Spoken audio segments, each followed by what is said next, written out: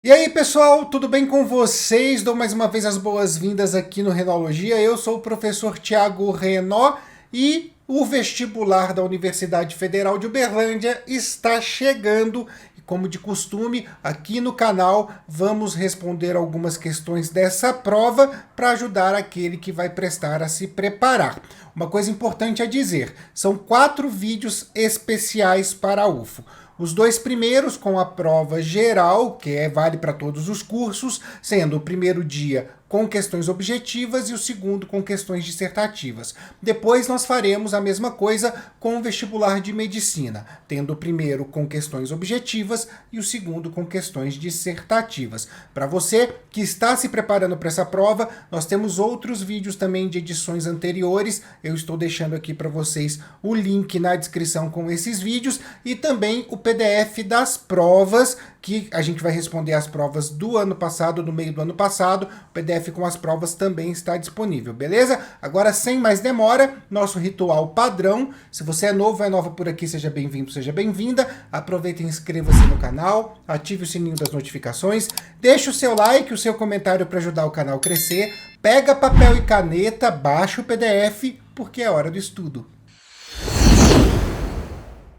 Então vamos lá, vamos começar então com as nossas questões de biologia da prova do meio do ano passado. Vamos lá para a primeira questão. A hemofilia é um distúrbio recessivo ligado ao cromossomo X e é definida pela ausência de uma ou mais proteínas necessárias para a coagulação sanguínea. Suponha-se o cruzamento de uma mulher carregadora do gene para hemofilia com um homem hemofílico. Cada filho dessa união terá qual percentual de chance de apresentar a hemofilia independente do sexo? A, 50%, B, 25%, C, 0%, D, 100%. Então a gente tem um homem hemofílico, certo? X, que é do cromossomo X, o gene, com o Hzinho, já que é recessivo, e uma mulher que é portadora, que é XD. Opa, XD não. D é do daltonismo. XHzão, XHzinho, certo? Ela não é hemofílica porque ela porta o gene, mas ela não tem, ela é heterozigota, porque como a mulher tem 2 cromossomos X, essa condição semelhante à primeira lei de Mendel cabe, né? Então ela é portadora do gene, porém ela não é hemofílica. Se a gente for fazer o cruzamento, o que a gente vai observar nesse caso aqui, tá? Então a gente vai ter a seguinte situação. O homem pode doar o XHzinho e a mulher pode doar o XHzão, certo? No caso aqui, é uma mulher não hemofílica. O homem pode doar o XHzinho e a mulher pode doar o XHzinho. Aqui, no caso, uma mulher hemofílica. Então, se for mulher, são 50% de chance de ter hemofilia. No caso de homem, a mulher doa o XHzão e o homem doa o Y.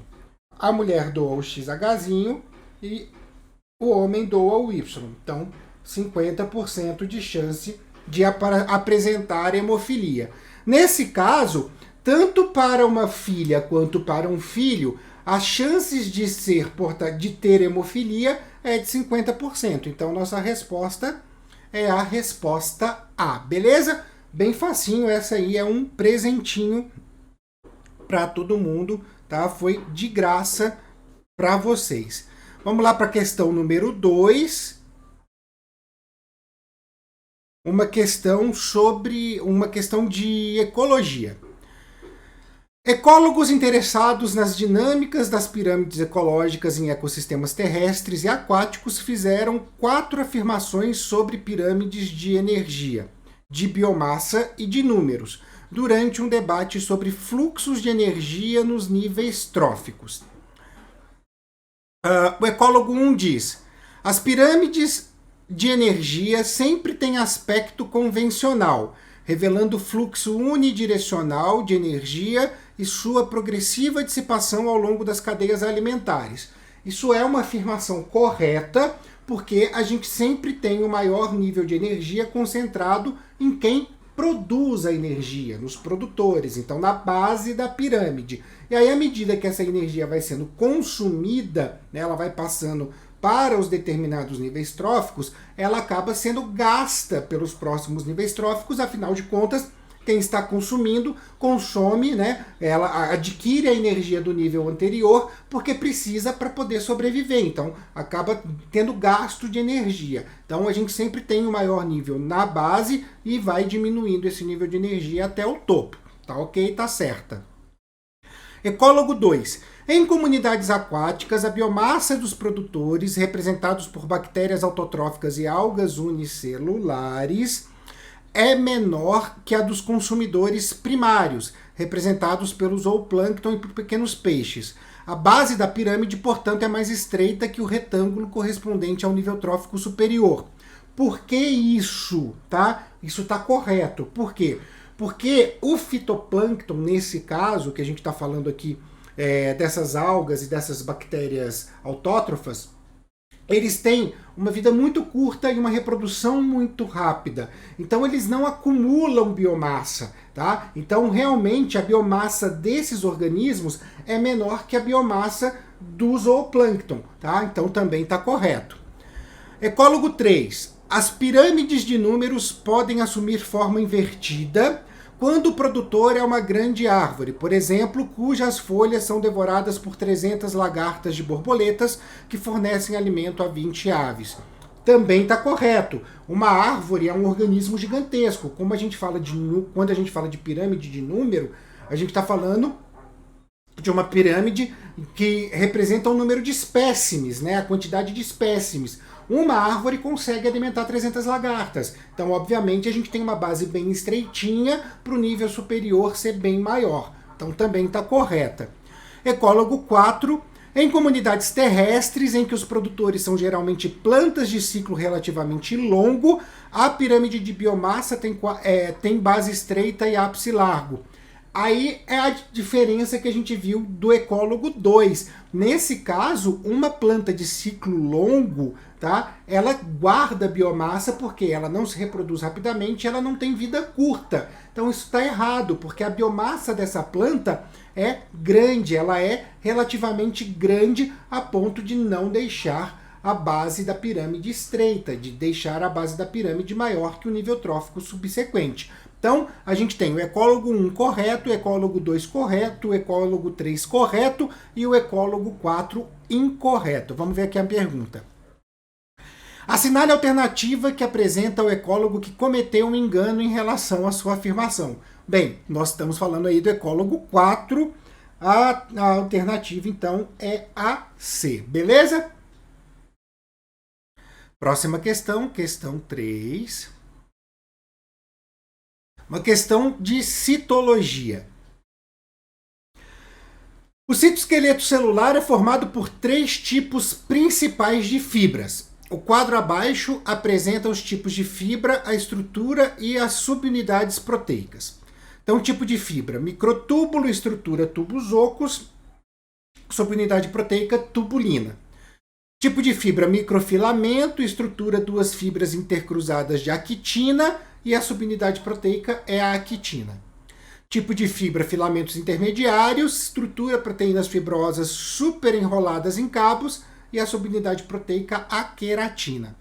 Assinale a alternativa cujos tipos de fibras estão relacionados às seguintes funções respectivamente. 1. Manutenção da forma da célula e ancoragem do núcleo de certas organelas. Então a gente tem aí 2. Motilidade celular, cílios e flagelos e movimentação dos cromossomos na divisão celular. 3. Contração muscular. Sem olhar as alternativas, já vamos aqui para essa organização, tá? Então vamos lá. A manutenção da forma da célula e ancoragem no núcleo de certas organelas, quem vai fazer são os filamentos intermediários. A motilidade celular e a movimentação dos cromossomos, lembra dos cromossomos, são as fibras do fuso que são formadas por tubulina, então são os microtúbulos. E a contração muscular, né, actina e miosina nas bandas da contração muscular, a quitina, tá? Então a gente está falando aí no caso dos microfilamentos, ficou fácil, né? Então a gente tem filamentos intermediários, microtúbulos e microfilamentos. Vamos achar aqui na nossa questão. Então, filamento intermediário, microfilamento, microtúbulo, não, filamento intermediário, microtúbulo, microfilamentos, resposta B. tá? É essa que nós estamos procurando. É uma questão que é só compreender os 3 tipos de fibra do citoesqueleto. Ela não é uma questão difícil, não. Beleza? Quarta questão. No ciclo menstrual, após a ovulação, 2 hormônios secretados pelo corpo lúteo, então interessante aqui, ó, secretados pelo corpo lúteo, estimulam a manutenção e o posterior desenvolvimento do revestimento uterino, incluindo alargamento das artérias e crescimento das glândulas do endométrio. Assinale a alternativa que apresenta esses hormônios. A. Luteinizante e progesterona. B. Estradiol e folículo estimulante. C. Luteinizante e folículo estimulante. D. Estradiol e progesterona. Vamos lá, gente. O FSH, o folículo estimulante, e o luteinizante, eles são hormônios produzidos pela hipófise que vão fazer com que a gente tenha a ovulação, certo? Uma vez que a ovulação acontece, esse folículo que vai aparecer, ele vai produzir estradiol ou estrogênio, se você preferir, e a progesterona. Então a gente está falando de um momento pós a ovulação, a gente não está falando do estímulo à ovulação. Por esse motivo eu não tenho outra alternativa aqui que não seja estradiol e progesterona, certo? 4 são os hormônios que participam do ciclo menstrual: FSH, LH, estradiol, estrogênio e progesterona, sendo que quem vai trabalhar diretamente no útero para a preparação do endométrio é a progesterona e o estradiol, beleza? Fácil também essa questão. Vamos para a próxima, questão número 5. Questão atual, porque a gente está falando aqui de Covid-19. Cientistas apostam em uma segunda geração modificada da proteína spike do coronavírus SARS-CoV-2, causador da Covid-19, na produção de uma nova vacina de baixo custo contra a doença. Tal proteína de superfície do novo coronavírus é responsável por se ligar a receptores na superfície das células humanas e desencadear a infecção. Tá? A proteína S é o principal antígeno que a gente tem no SARS-CoV-2. Com base nas informações, analise as afirmativas abaixo. Então vamos lá. 1. A nova vacina será um método de imunização ativa que contém em sua composição anticorpos contra a Covid-19. Gente, quem contém anticorpos é o soro. A gente está falando aqui de vacina. Então, tá errado isso aqui, tá? Não tem nenhum cabimento. 2.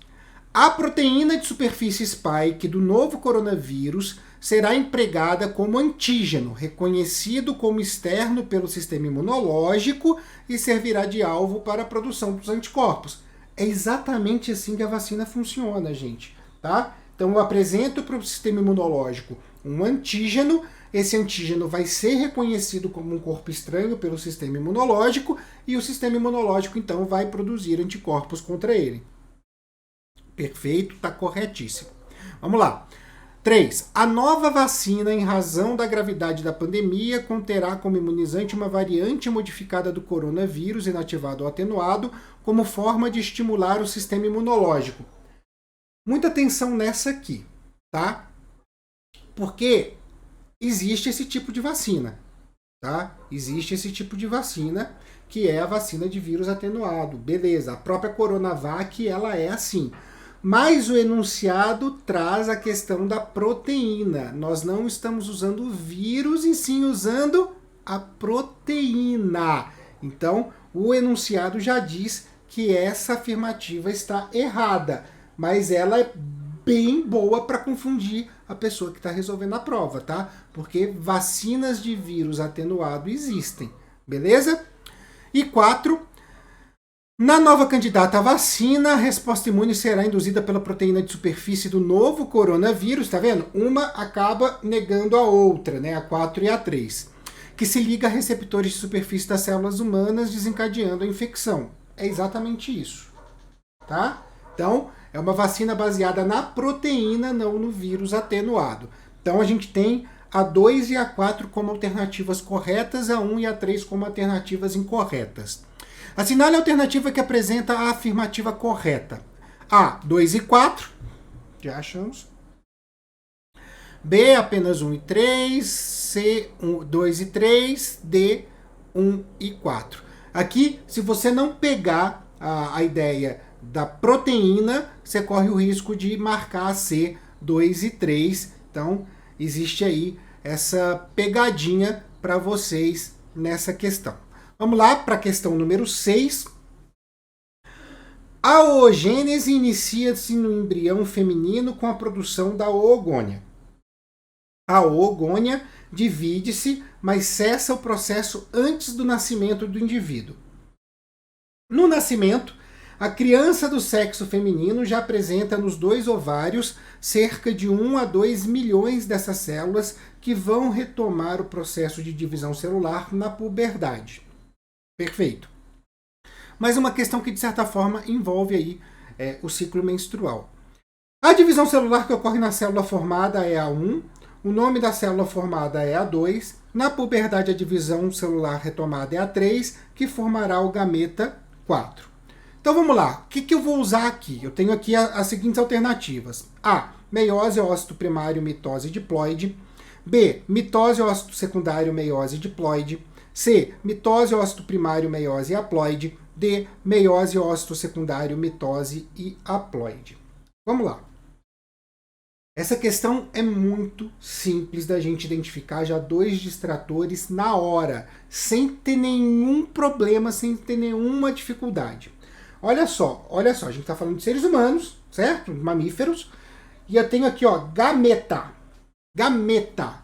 Gameta é haploide, tá? Obrigatoriamente, nesse caso, gameta é haploide. Então eu já vou eliminar a A e a B, porque elas tratam como diploide. Então eu vou ficar entre a C e a D. Quem forma a gameta? A meiose. Ou seja, eu vou tirar a E e já vou ficar com a C. Não tem nem muito o que falar. Então eu faço mitose primeiro, para poder fazer então uma grande quantidade de células. Faço o ócito primário, e aí na meiose, depois da puberdade, uma célula por vez vai terminar essa meiose, eu vou formar gametas haploides, tá? Essa aqui, se você consegue identificar os 2 primeiros distratores da A e da B, e depois consegue pegar a questão da meiose formando a célula haploide, você não tem como errar, tá? Bem fácil, bem tranquila. Vamos para a questão 7. Vamos lá para a questão 7. Deixa eu ver se eu consigo colocar ela toda aqui para vocês. Foi. Durante um debate de um grupo de biólogas preocupadas com o funcionamento, a integração e o controle corporal, elas discutiram sobre algumas glândulas endócrinas humanas, sobre alguns hormônios e seus principais efeitos conforme registrado na tabela. Glândula A, ocitocina. Principal efeito, estimula a contração das musculaturas do útero e das glândulas mamárias. Glândula B, calcitocina, estimula a deposição de cálcio nos ossos, reduzindo a concentração do cálcio no sangue. Glândula C, glicocorticoides, afeta o metabolismo de glicídios, aumenta a concentração de glicose no sangue. Glândula D, noradrenalina, causa vasoconstrição generalizada no corpo. Com base nas informações acima, quais glândulas foram alvo de debates dos grupos das biólogas, respectivamente? Então vamos lá observar isso aqui. Glândula A, ocitocina. A ocitocina é produzida pela neurohipófise, tá? Glândula B, calcitocina, é produzida pela glândula tireoidea, tá? Pela tireoide. Glândula C, glicocorticoides, é produzida pela suprarrenal, assim como a noradrenalina. Mas aqui nas alternativas, vamos só dar uma olhadinha, então adenohipófise, paratireoides, medula suprarrenal e pâncreas. Tá errado, pâncreas nem entra aqui. B, adenohipófise, paratireoides, córtex suprarrenal e neurohipófise também está errada. né? Porque a paratireoide ela produz o PTH, não é a calcitocina. C, pâncreas. Apareceu o pâncreas, já dá errado. Ficamos então com a última aqui. Neurohipófise, tireoide, córtex suprarrenal, que é quem produz os glicocorticoides, e a medula suprarrenal, que vai produzir a noradrenalina. Alternativa D, certo? Essa literalmente você tem que saber onde cada hormônio é produzido. A tabelinha aí com os principais efeitos pouco importa nesse caso, não faz nenhuma diferença na questão. Mas saber onde são produzidas as glândulas, sim. Não, como apareceu aqui pâncreas e a gente não tem glucagon nem insulina, você já pode eliminar qualquer uma que apareça pâncreas. Então é fácil achar os dois distratores da A e da C. Fica bastante fácil. E se você souber que a paratireoide produz o PTH e o PTH não consta aqui, você também já pega a B e elimina também a B, deixando a D como a única que sobra, tá? A D é a correta. Então vamos lá agora para a nossa questão número 8, que é uma questão de botânica, e eu já vou avisar vocês que essa questão ela é bastante polêmica, porque ela foi muito contestada, porque o gabarito traz uma alternativa, mas não é bem isso que a gente vai encontrar. Então vamos dar uma olhadinha aqui. Em algumas espécies de plantas há uma influência da luz na floração, que responde a um fotoperiodismo, classificando-as como plantas de dia curto e plantas de dia longo. Com base nos mecanismos de floração das plantas de dia curto e de dia longo, analise as afirmativas. Antes da gente ver as afirmativas, vamos entender o que é cada uma dessas coisas, tá? A gente tem um período de luz que é chamado de período crítico. Esse período crítico, ele é o período máximo de luz ou período mínimo de luz que a planta precisa receber para poder fazer a floração.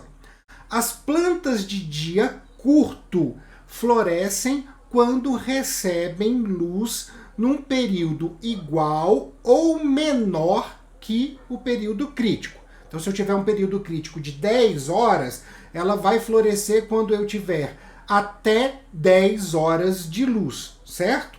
Se eu tiver uma planta de dia longo, eu vou ter a florada acontecendo, tá? A floração acontecendo com um valor de luz, um tempo de luz igual ou maior que o período crítico. Então, se eu tiver um período crítico de 13 horas, eu vou ter a floração acontecendo com 13 ou mais horas de iluminação, de luminosidade, beleza? Então vamos ficar com isso na cabeça, porque isso é importante para a gente responder essa questão aqui, tá bom?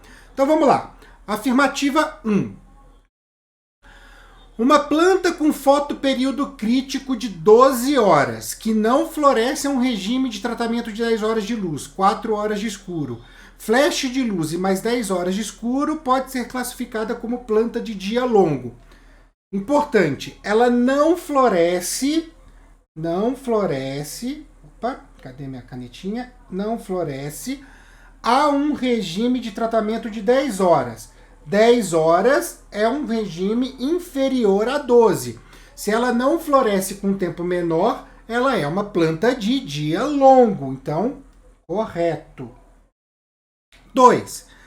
Plantas de dia longo com fotoperíodo crítico de 15 horas só floresce quando submetidas a um período de luminosidade superior ao fotoperíodo crítico. Gente, aqui existe um distrator, uma pegadinha grande, tá? Por quê? Ele está dizendo que só floresce quando submetidas a um período de luminosidade superior, mas a gente sabe que o período crítico, nesse caso, é o período mínimo de luz para a gente poder florescer. Então ela vai florescer se ela receber 15 horas de luz, tá? Porque, ó, esse só aqui invalida a afirmativa, então aqui está errado. Beleza? Tá? Muita atenção nisso. 3. Plantas de dia curto com fotoperíodo de 11 horas, ao serem submetidas a 8 horas de luz e 16 horas de escuro, florescem. É basicamente a definição de planta de dia curto. Tá correto? E a 4, Uma planta de dia curto submetida a um fotoperíodo de 9 horas de noite e 15 horas, com interrupções de flashes de luzes da noite, floresce. Não floresce porque plantas de dia curto geralmente interrompem a produção de hormônio quando os flashes de luz acontecem. Então elas não vão florescer. Então isso está errado, tá? Então, a alternativa correta para nós é a que contenha A1 e A3. Aqui, então, alternativa C, 1 e 3. Onde que está a polêmica dessa questão? Tá? Isso que é importante. O gabarito oficial da UFO traz como alternativa correta a alternativa A, 2 e 3. E foi extremamente questionada. Eu optei por responder essa questão e responder usando os conceitos corretos, um gabarito que não é o oficial, mas é o correto, tá? Porque é importante a gente ter essa resolução. Mas muita atenção, porque se você for procurar no gabarito oficial, vai dar como alternativa A, e a alternativa A, como a gente discutiu aqui, ela está incorreta, beleza? E esse foi o nosso primeiro vídeo de respondendo questões da Universidade Federal de Uberlândia. O próximo a gente vai fazer as questões do segundo dia, que são as questões dissertativas. Muita atenção, espero realmente ajudar vocês na preparação. Antes de eu me despedir, eu deixo aqui as nossas redes sociais, @Renologia, no Twitter, Instagram e também no TikTok. Deixo também a dica do nosso podcast, o Articulando Podcast, que está no YouTube, no Spotify e também no Google Podcast. Você pode consumir esse material em qualquer uma dessas plataformas, que ela serve para poder aumentar o seu repertório para encarar uma redação. E deixo também o meu grande beijo a todos e a todas. E até a próxima!